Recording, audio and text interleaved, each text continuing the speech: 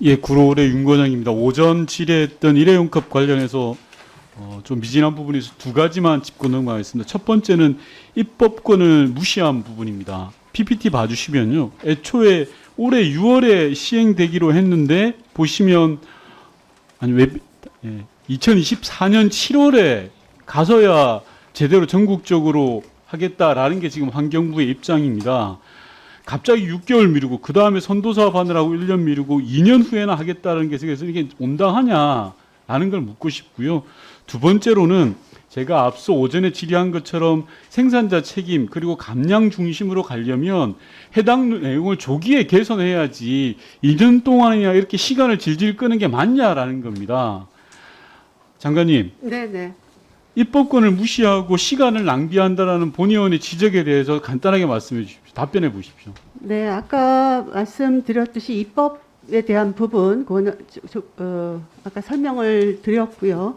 저 2년이라고 하는 이 부분은 2년 후에 하겠다 하는 그런 부분은 아니고요. 그 지금 기존의 법에 아니 여기 나와 있잖아요. 2024년 2월에 학대 방안 마련해서 24년 6월에 협의 추진하고 하겠다라고. 환경부 자료입니다. 네, 2년 후에 원래 법에 어떻게 돼 있었습니까? 올 6월에 시행 아니었어요? 네, 맞습니다. 근데 2년 동안을 환경부 마음대로 이렇게 연기해도 됩니까?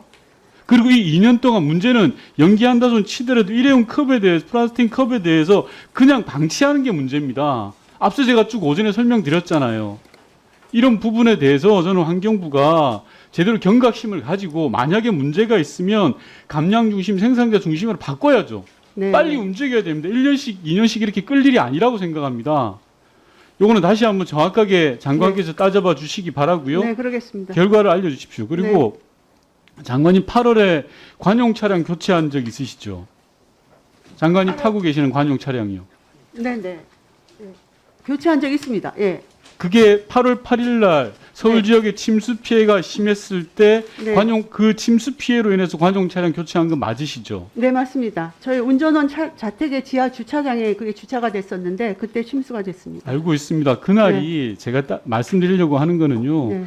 장관님은 환경부 장관으로서 일기예보와 수해 대비 물관리 주무부처 장관입니다. 네. 당시에 8월 8일 날 장관님 일정을 살펴봤습니다. 네. 한강 홍수통제소를 방문한 이후에 19시경에 퇴근을 하셨더라고요. 네, 숙소로 이동을 했습니다. 예. 예. 그게 온당합니까? 그리고 계속 홍수 상황을 보고 아니요. 그게 홍수 상황을 본다라는 게 이게 코미디 아닙니까? 물관리 주무부처 장관이 침수 피해로 차를 폐차 처리할 정도로 됐다라는 건 저는 용납하기 힘들다라고 보는데요. 이게 뭐냐고 하면 재난에 대비한 안일한 대응이라고 생각합니다. 그렇지 않습니까? 한참 비가 오고 당시 그때 숙소가 강남에 있으셨죠? 네, 그렇습니다. 강남이 그 물난리가 나는데 숙소에서 대기하는 게 맞습니까? 지금 대구로 들어가시는 게 맞냐고요? 7시 30분에 숙소로 이동했지만 아니, 그러니까요. 계속 홍수 상황을 보고 받았고요. 새벽 0시경에 호우 대비 지시 사항을 내렸습니다. 아니요. 그러니까 이게 계속 말이 반복되는데 윤석열 정부는 비 오면 다 장관급 이상이 집으로 들어가십니까? 그 비에 저라면 지휘부가 거점에 가서 그 거점 현장을 지키면서 지휘를 내리는 게 지휘부의 몫입니다. 그렇지 않습니까? 비가 억수로 오고 한강이 물난리가 나서 많은 사람이 인명피해가 있는 그런 상황이었고 인명피해는 18시 현재 있었던 겁니다. 그럼에도 불구하고 대구로 들어가셨다라는 게 참 저는 이런 표현 드려서 죄송합니다만 한심한 상황이다라는 생각이 듭니다. 대한민국 물관리의 주무부처입니다. 장관님은. 네, 알고 있습니다. 그런 부분에 대해서 명심하시고요. 다른 나라 뉴스가 들으면 코미디입니다. 물관리 주무부처 장관 차량이 침수 피해로 인해서 폐차 처리했다라는 건요. 홍수 대응은 철저히 했습니다. 홍수 대응은 철저히 했고요. 질의하겠습니다. 네, 폐지와 새벽에 관련해서 지시사항을 질의할 텐데요. 내렸습니다. 장관님 현장에서 지금 폐지 대란의 우려가 일어나고 있다는 사실은 보고 받으셨죠? 네, 받았습니다. 이게 국제 공급에 관한 요인, 우크라이나 전쟁으로 에너지 가격이 상승하면서 제지 산업 가동률이 떨어지고 네. 반대급부로 폐지 수요가 떨어져서 이렇게 되는 겁니다. 국내 요인도 마찬가지고요. 그래서 제가 어제 환경부가 대응을 어떻게 하는지 좀 살펴봤더니 그래도 어제 자료를 냈더라고요. 그래서 네, 냈습니다. 여차저차 대응을 하겠다라고 하는데요. 네. 다음 네.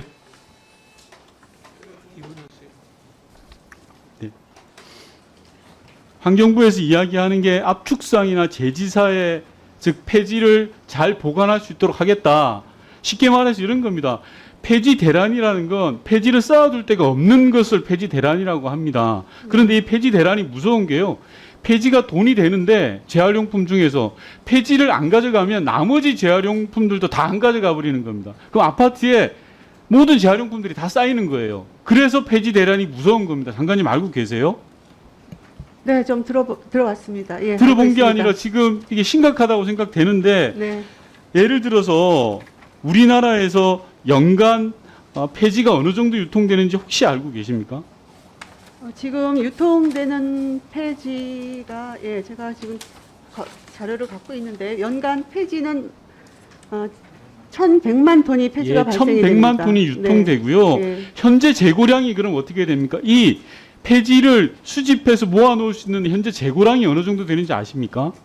PPT는 다음 띄워주십시오.